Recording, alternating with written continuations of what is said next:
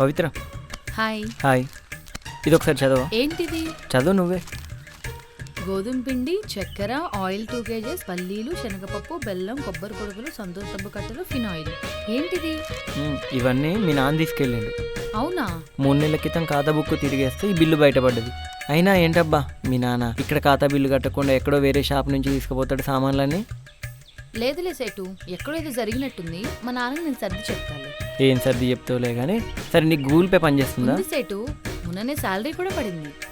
సరే, నా నెంబర్కి 1000 రూపాయలు కొట్టు. 1000 రూపాయలు ఎందుకు? పాత 800, ఇప్పుడు కొత్త 200, మొత్తం 1000 రూపాయలు. సరే, నెంబర్ చెప్పండి. 9948625580.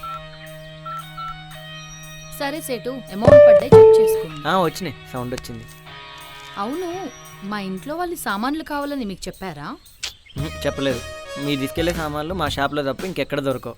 ఇంకా లాక్డౌన్ కదా, మీకు మళ్ళీ ఇంట్లో ఇబ్బంది అవుతుందని నేనే కట్టి ఉంచిన. సరే, నువ్వు వెళ్ళేటప్పుడు చెప్పు, ఇస్తాను సరుకులు. సరే సేటు, అయినా నువ్వు లెక్కలలో చాలా పర్ఫెక్ట్ సేటు. అసలే చిత్రగుప్తుడి వంశానికి చెందినోడిని. ఇక్కడ లెక్కల్లో తప్పాననుకో పైన ఆయనకు కోపం వచ్చేస్తుంది. అందుకే పర్ఫెక్ట్గా ఉండాలి. సరే, ఈ చాక్లెట్ తీసుకో.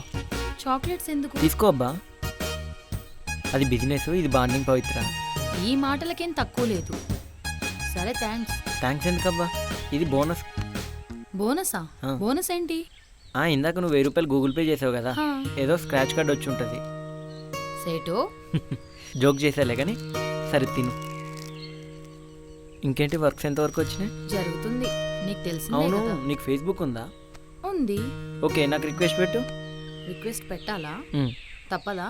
తప్పదు. అంటే వైఫై పాస్వర్డ్ చెప్పావు కాబట్టి నీకు ఫేస్బుక్, ఇన్స్టా. వస్తున్నా, ఒక్క నిమిషం. కస్టమర్లు వచ్చారు, కస్టమర్లు ఫస్ట్ కదా. Okay, bye. బాయ్. మంచిగానే మాట్లాడి రావాల్సిన బాకీల నుంచి 1000 రూపాయలు తీసుకున్నాడు.